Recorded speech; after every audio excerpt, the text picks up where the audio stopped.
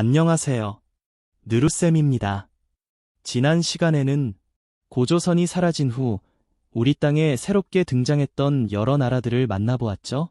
부여의 제천 행사인 영고부터 사만의 수린날과 계절제까지 삼국시대가 열리기 전 우리 조상들의 다채로운 삶의 모습을 엿볼 수 있었습니다.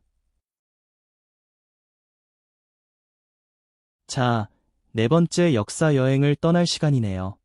오늘은 우리나라 역사상 가장 신비로운 영웅 중 한 명을 만나볼 거예요. 바로 알에서 태어나 활 하나로 세상을 놀라게 하고 마침내 고구려라는 위대한 나라를 세운 주몽 이야기를 함께 읽어보겠습니다. 주몽이 수많은 위기를 어떻게 지혜롭게 헤쳐나갔는지 지금부터 그 영웅의 발자취를 함께 따라가 볼까요? 우리의 역사 이야기. 주몽편. 옛날에 하늘나라의 아들 해모수와 물의 신 하백의 딸 유하가 살았습니다. 어느 날 유하는 강가에서 놀다가 해모수라는 멋진 청년을 만났습니다. 해모수는 자신이 하느님의 아들이라며 유하에게 다가갔습니다. 둘은 사랑에 빠졌지만 이 사랑을 알게 된 유하의 아버지 하백은 크게 화를 내며 딸을 쫓아냈습니다. 유하는 길을 떠돌다 부여라는 나라에 이르렀습니다. 부여의 왕 금화왕은 그녀를 궁으로 데려가 돌보아 주었습니다. 하지만 이상한 일이 벌어졌습니다. 유하가 햇빛을 받자 그 햇살이 그녀의 몸을 감싸더니 아이를 임신하게 만든 것입니다. 아이가 태어났는데 놀랍게도 알을 낳았습니다.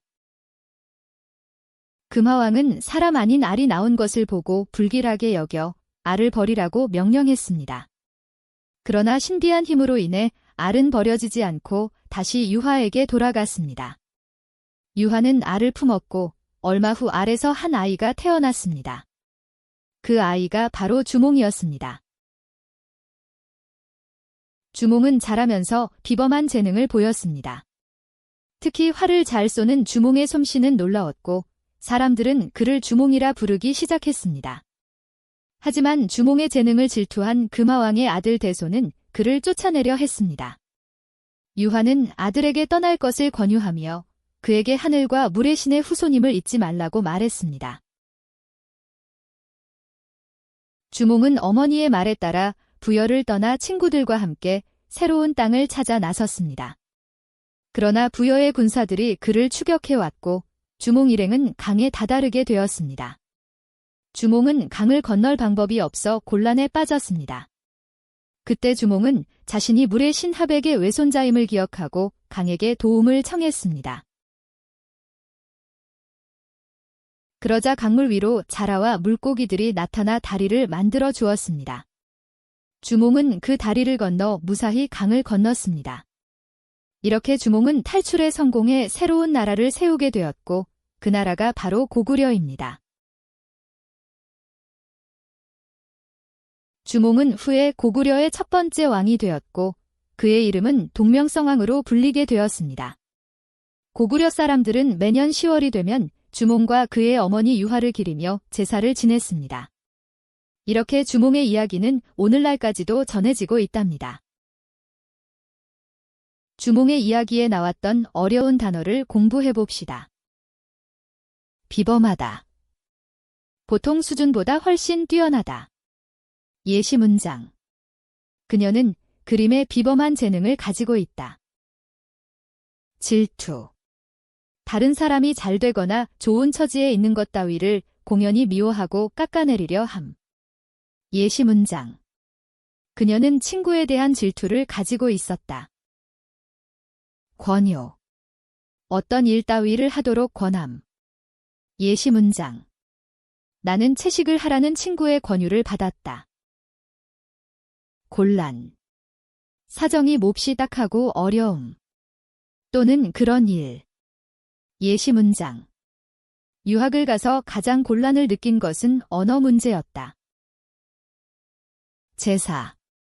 신령이나 죽은 사람의 넋에게 음식을 바치어 정성을 나타냄. 또는 그런 의식. 예시 문장. 오늘은 돌아가신 할머니의 제사가 있는 날이다. 어려운 단어의 뜻을 생각하며 주몽의 이야기를 다시 읽어봅시다. 우리의 역사 이야기. 주몽편. 옛날에 하늘나라의 아들 해모수와 물의 신 하백의 딸 유하가 살았습니다.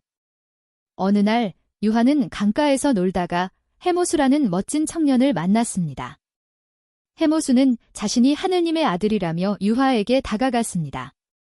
둘은 사랑에 빠졌지만 이 사랑을 알게 된 유하의 아버지 하백은 크게 화를 내며 딸을 쫓아냈습니다.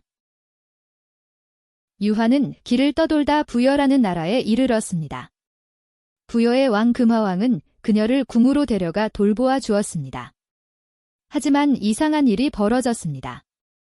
유하가 햇빛을 받자 그 햇살이 그녀의 몸을 감싸더니 아이를 임신하게 만든 것입니다. 아이가 태어났는데 놀랍게도 알을 낳았습니다.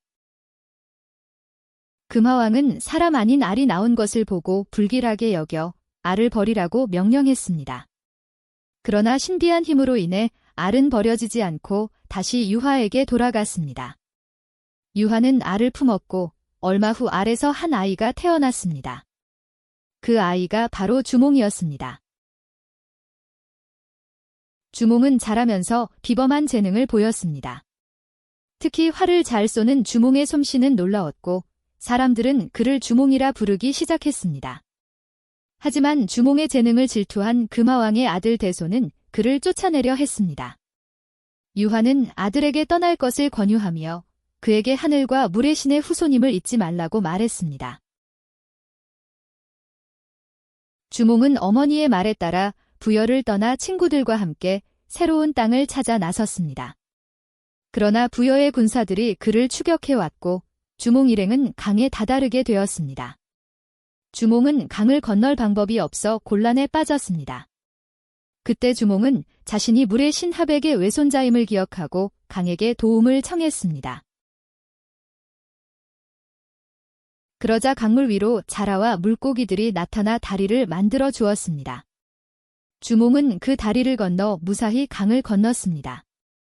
이렇게 주몽은 탈출에 성공해 새로운 나라를 세우게 되었고 그 나라가 바로 고구려입니다. 주몽은 후에 고구려의 첫 번째 왕이 되었고 그의 이름은 동명성왕으로 불리게 되었습니다. 고구려 사람들은 매년 10월이 되면 주몽과 그의 어머니 유하를 기리며 제사를 지냈습니다. 이렇게 주몽의 이야기는 오늘날까지도 전해지고 있답니다. 이제 문제를 풀어봅시다.